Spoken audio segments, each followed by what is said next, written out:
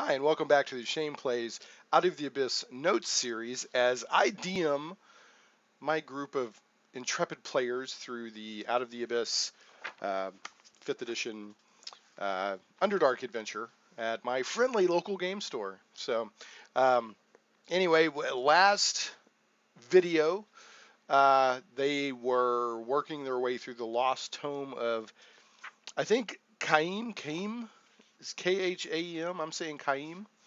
I actually twittered Chris Perkins um, asking him how to pronounce that. But at the same time, ironically, he was having a discussion on Twitter on how they leave some names ambiguous in 5th edition to allow the DM to pronounce it however they want. So I don't know. I didn't get a reply. Sometimes Chris replies, but he gets a lot of tweets. So, all right. So they had just discovered after a battle with 4 specters and lots of wild magic effects, the I think it's the northeast. Hold on, which sarcophagus is it that has the the northeast sarcophagus has a secret. If you've DC 15 perception check or better, it's built on these clever little rollers and can be rolled aside with a strength 10 check. And I don't remember if I had my characters roll the difficulty 10 strength check to move it. Can't remember. But anyway, by this point, just move the darn thing, right? And there's a 4 foot by 4 foot hole that leads down to the true tome or tomb that has the wraith and some treasure in it, including a very cool sword, sentient sword that is a sunblade. It's basically the lightsaber. So, and then during the recap at the beginning of the session, I said it was 5 by 5, and my player corrected me, or one of my players says 4 by 4, and I looked and they're right. So they remembered what I had said last week. So, yes, players can sometimes be right. Us DMs will grudgingly admit. So, speaking of DMs and GMs, Dungeon Masters, pardon me, and Game Masters and all that, one of my recent radio shows, I had some cool DMs and GMs on talking about being a DM, being a GM, some tips, some thoughts, that sort of thing. So it's in the YouTube stream. Just look for the, Shane Plays Radio. I think it was Dungeon Master tips and panel discussion. It should just be a few videos back if you want to check that out. I feel like a lot of the people that like this series of videos would be interested in listening to that. So we had Gregory A. Wilson, who's a fantasy author, does some stuff at Greenwood. We had Dave Middleton, used to be tabletopping, or he's tabletopping on Twitch, but he's known as the digital DM. And then we have Tony Dutra, who is a Steve Jackson Games rep and has like a lot of experience running GURPS, a lot of good thoughts on being a game master in general. So, and Tony did a game master document that is on Google Docs. I'll try to remember to link that in the show notes. But anyway, so moving forward, so they tied off a rope to one of the other sarcophagus. I went ahead and let them do that. I didn't make that be a big deal. They just said, hey, let's tie off a rope. So they tied off a rope and dropped it down in there. And I think it, according to the general features of the Lost Tome of Khaem, the room ceilings are 15 feet high. So it says 15 feet down. And so they put a rope. And the dwarf, Derlin, who's newly just been introduced to the party within the past 2 or 3 past couple of sessions, that was the replacement character for the elf wizard who basically attacked Zugtmoy. Wow. I still can't believe that, but it was great moments in gaming. So anyway, he just said, I'm going down. And, they didn't have much more plan other than that. So he hit the floor. And according to what the true tomb says here in the book, it says that she arises from within the sarcophagus and attacks When creatures enter this chamber, so his feet hit the floor, he was in the chamber, so I ruled that up she rose. Um, so he had a round of combat with her, and then in the next round, I allowed more initiative to be rolled and characters to come in. And so I ruled on getting into the chamber. Since there was a rope, I believe I ruled that, climbing down a rope, I think, is double movement, right? I'm pretty sure.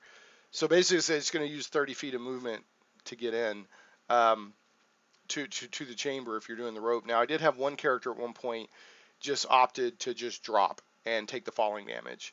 And I said, that's fine. So that was Catalyst, the Tiefling Ranger, just ran over, dropped in, and moved enough to fire off an arrow at the Wraith.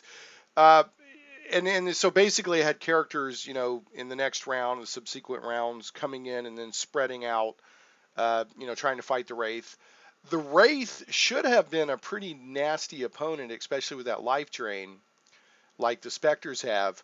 However, the Wraith literally rolled 2 rounds in a row, maybe 3 a 1. And we were joking around like because normally on a fumble I'll say, well, you dropped your weapon or something. I was like, well, her hand fell off. That was kind of the joke.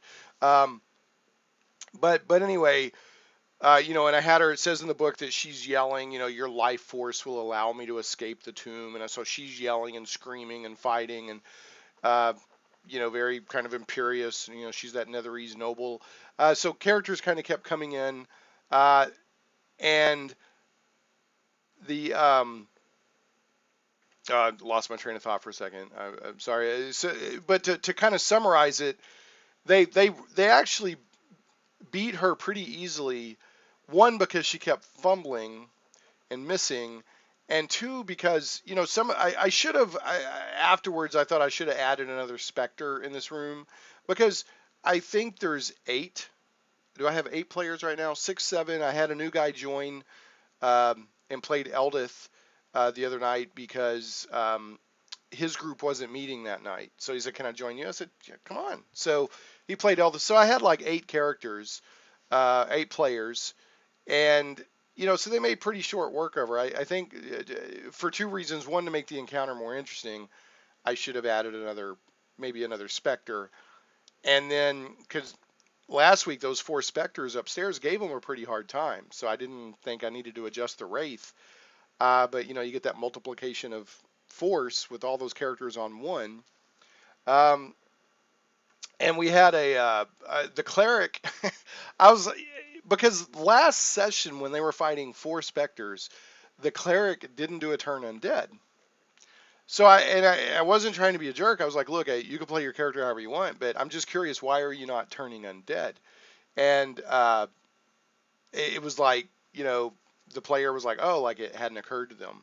And they're like, oops. So did a turn undead on the Wraith, which was successful. So the Wraith was like, gotta go.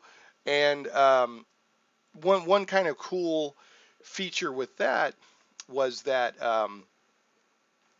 the Wraith can go through walls, solid objects. So the Wraith is going to try to, when you turn undead, and the cleric kind of knelt down through the 4, because the cleric's like, I'm not going down there.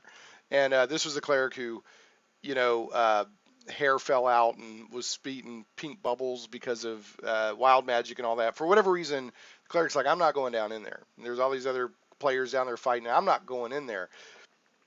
But she kind of went down through the hole, that 4-foot hole, and did the holy turn undead. And we did this great, where it was like, as the Wraith was seeing it, it was like this incredibly blinding, fearful light. That's all it saw. And it's like, I want to get away. And so the Wraith takes off and it was already hurting by this point. And the Wraith is Brysis or Brissus of Khaem. So Brissus was like, I gotta go, and split. And it already gotten hit and hurt pretty well by the players, because by now we've got a couple of magic items, and even the non-magic items were hitting, and, they were rolling well Last week they didn't roll so well, which is one of the reasons why the Spectres did so well against them for a while. But this time, I mean, they were just rolling. They were natural 20s, and they were just beating this Wraith up. And so when the holy symbol did its la, and the Wraith like gotta go, um, you know, the it uh, it split, but it got like 2 or 3 attacks of opportunity on it. And so what I did at this point was it wasn't enough to kill the Wraith, but I mean they're hurting it pretty well with especially with the attacks of opportunity as it ran off. And so I did this effect that I thought was cool because you got to go 30 feet, and the tomb that they're in is the true tomb is less than it's 30 feet on one side and it's 20 feet on the other. And the way the quickest route to get away was along the 20 feet side. So the Wraith hit the wall and right through the wall and disappeared. Now there's a thing for the Wraith statistics that say if a Wraith ends its turn inside a solid object, it can take damage. For narrative effect, I didn't keep up with that. But yeah, they were like, "Wow, where'd the Wraith go?" I was like, "Wraith went through the wall," because it's got to try to get 20 feet away or 30 feet away from the holy symbol or from the turn effect. But it only lasts for a minute. So the Wraith takes off, goes through the wall, uh, and at this point, everybody comes on down. I think the bard and the cleric were still in the upper room. Everybody else had, either like I said, the ranger just leapt in and took the damage. It's 1d6 per 10 feet. Since it was 15 feet, 1d6 of falling damage. I think took 3 damage from that.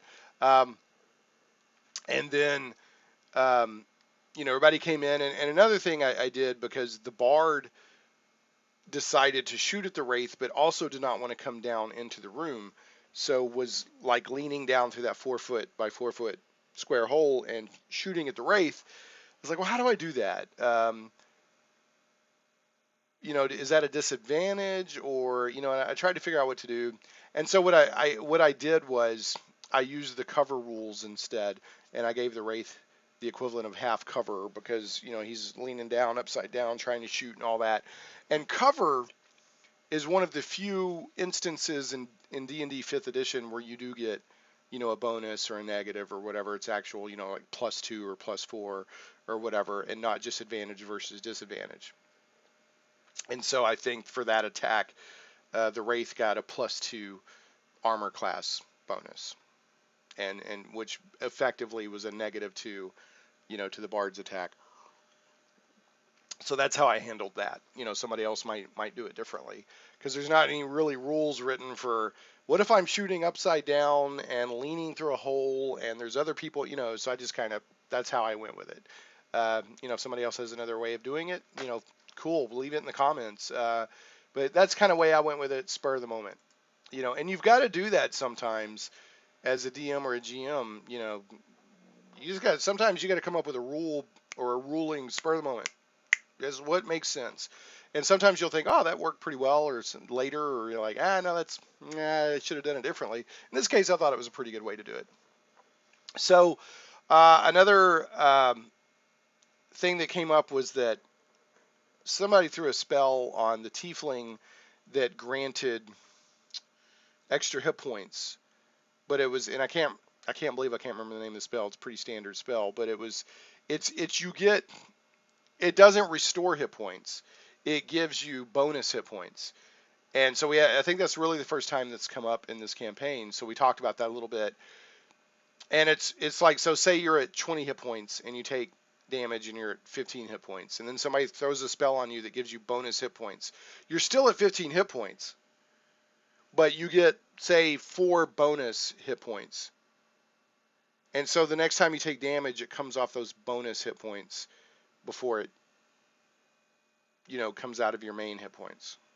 And it seems a small distinction to make, but I guess there's situations where it could be important to know that.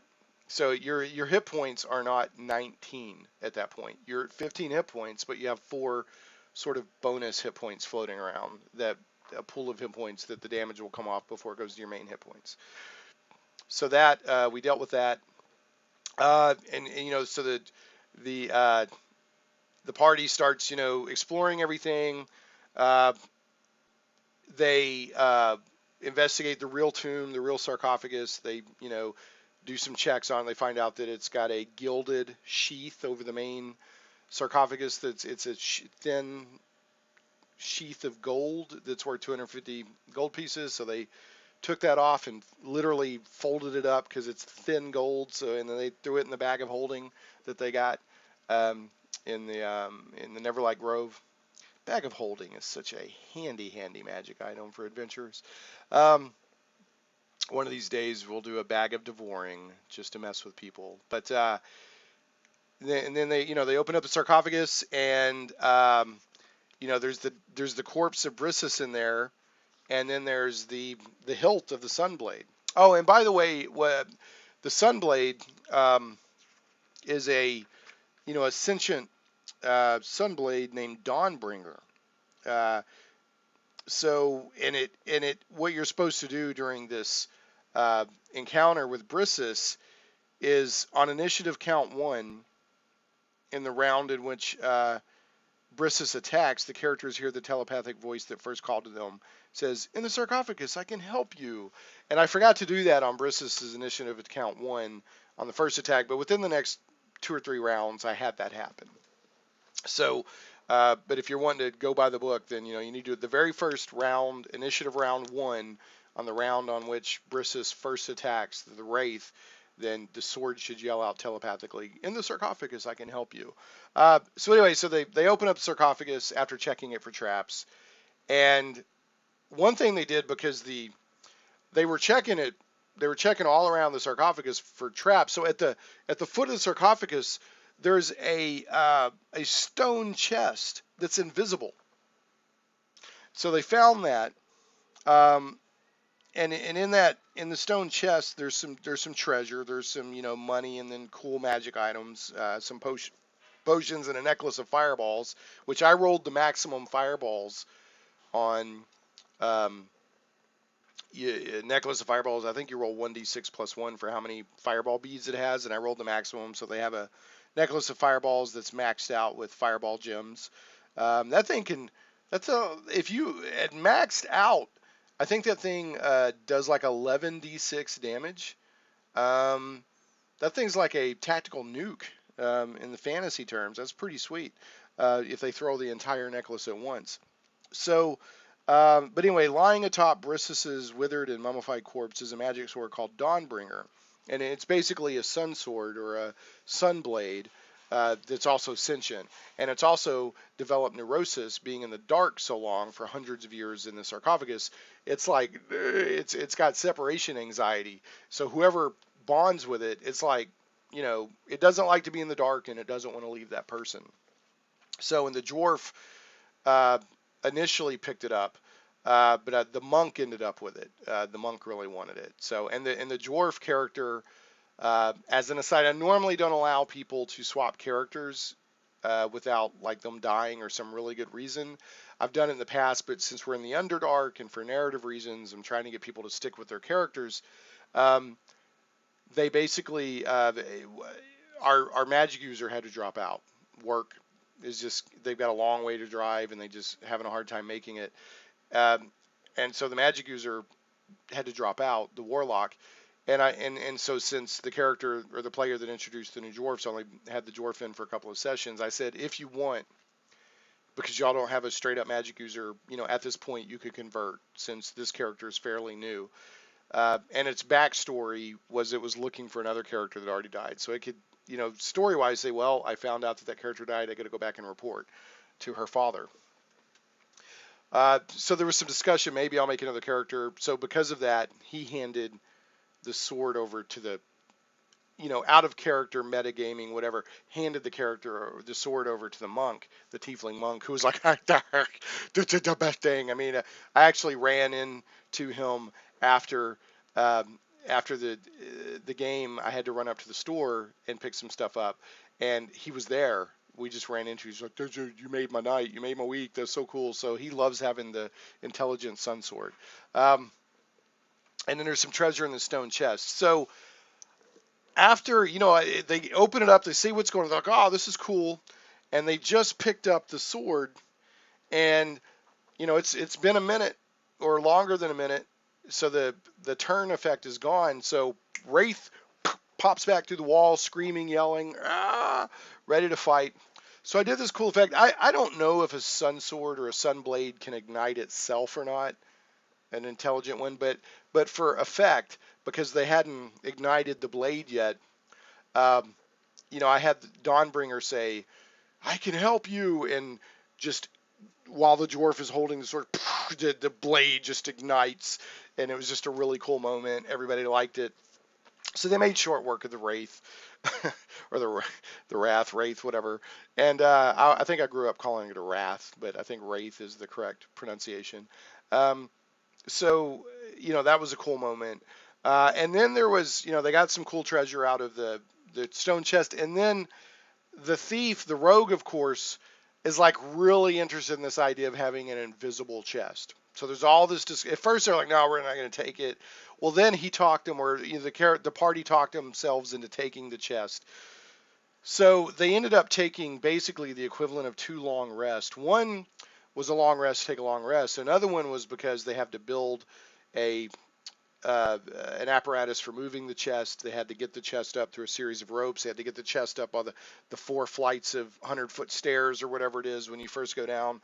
Um, and they ended up using, which I thought was clever, the sarcophagus up above is on rollers. So they took those rollers and they had a couple of dwarves with them that had stonecraft and all this stuff. Da, da, da.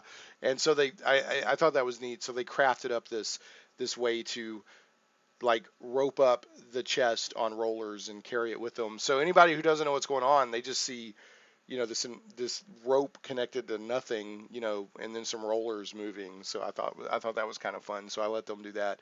Um, and what's funny is the rogue is blind, daggers, and so he was the one checking for traps on the sarcophagus, found the chest and didn't realize that it was invisible. He's blind, So that we had a cool role playing moment with that, where he's like messing with it, and everyone's like, "What's he doing?" And to him, he doesn't realize there's anything off here. So we had some fun with that.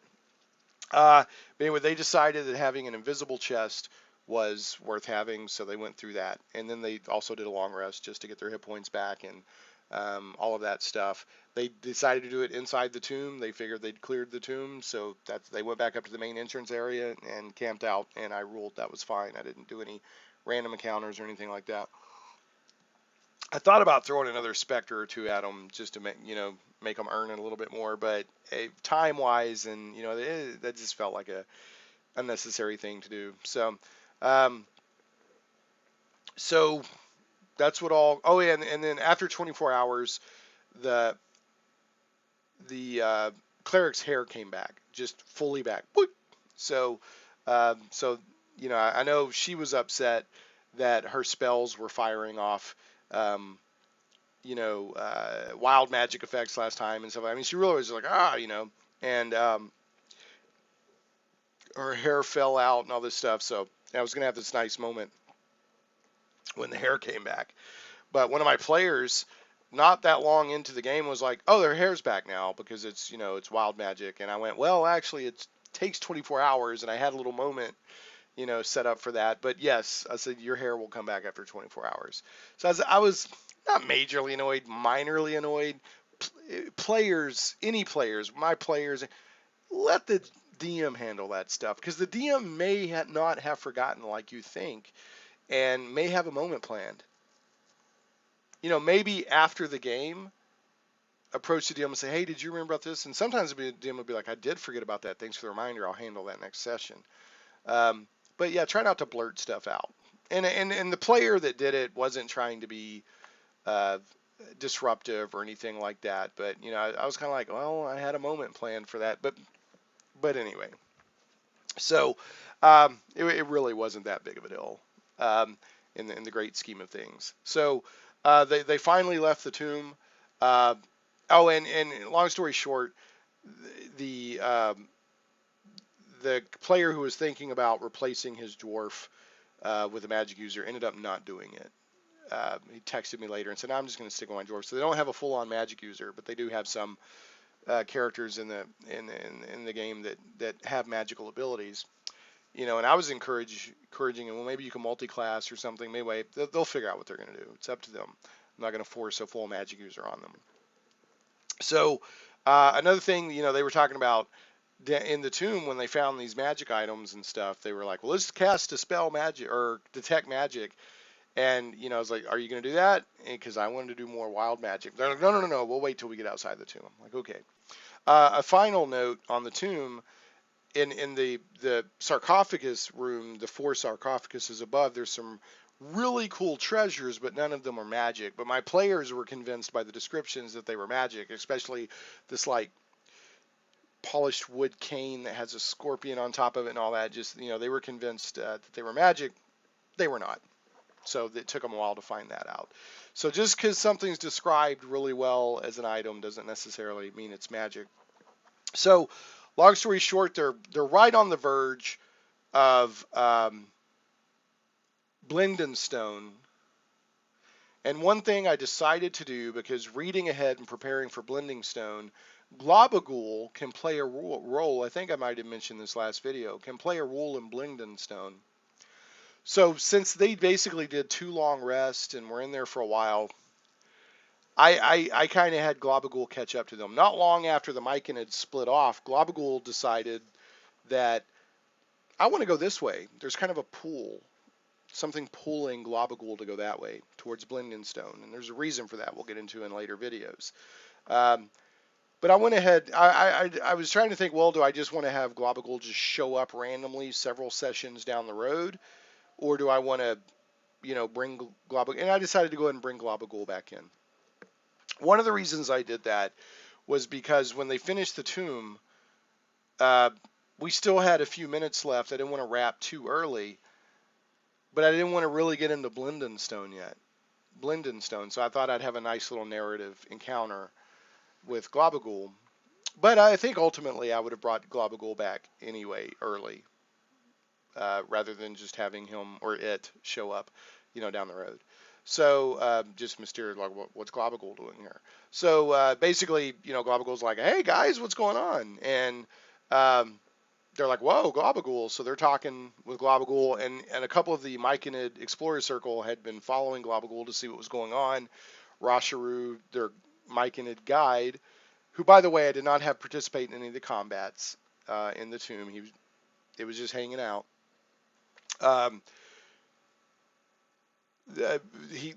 Rasharu said, you guys are cool, because Rasharu is the leader of the Circle of Explorers. They said, all right, because they wanted to go back with the main Myconid colony anyway. It's kind of safety's in number right now. Safety in numbers while they're nomadic, traveling, looking for another place to live. So, long story short, Globagool's like, hey, what's up? What's going on? And is like happy to see them. And they're kind of assuming that, because they're doing a short rest and doing, like identifying magic items and other stuff, and, kind of doing a short rest to character maintenance, I suppose, and item maintenance, item bonding and short rest and all that. And Glob's like, they're like, oh, Glob's back. And I made it pretty clear that Glob's like, hey, what's up? Good to see ya. But Glob's keeping going. So, Glob's like, I don't know, I just want to go this way. And he's like, using a little pseudopod, I want to go that way. And so, like, okay. And so I made it very apparent that Glob's heading in the same direction, but Glob's not necessarily joining up with your party again. But he's happy to see you, And so anyway, the only other thing that really came out of that is they briefly considered asking Glob to carry the stone chest for them. I ruled that, yeah, that would be fine because, it dissolves like tissue. It wouldn't dissolve the stone chest. So that was kind of fun. I think they ended up not going that direction. But so that's basically where we ended. It's very obvious. And Rasharu there was some discussion. Rasharu said, I will get you to Blingdenstone. Rasharu hasn't left yet, but may or may not stay with them after they get to Blingdenstone. I'll determine that at a later date. Rasharu might be interested in seeing Blingdenstone because Rasharu's an explorer. Rasharu might be interested in getting back to the Myconids. As you know, I'm not sure yet. So that's pretty much where we're at. It was a fun session. Blingdenstone, doing some research on Blingdenstone is going to be interesting. You know, I've read through the chapter a couple of times. You know, there's a few moving parts. I'm a little confused on. Blingdenstone says that you can't come in until you complete tasks to prove your worthiness, but it doesn't seem that you can get those tasks to prove your worthiness till after you're already in to be given those tasks. So I'm a little confused. If anybody has any insight that's already run Blingdenstone, I'd appreciate it in the comments. Um, and then speaking of comments, you know, please feel free to leave a comment on the video. I appreciate those. Leave a thumbs up on the video in YouTube. That helps me tremendously. Um, and, you know, subscribe to the channel if you haven't already. I appreciate all of you so much for watching. Let me know if you have any questions or comments, and we will catch you next time on Shameplace. Thanks.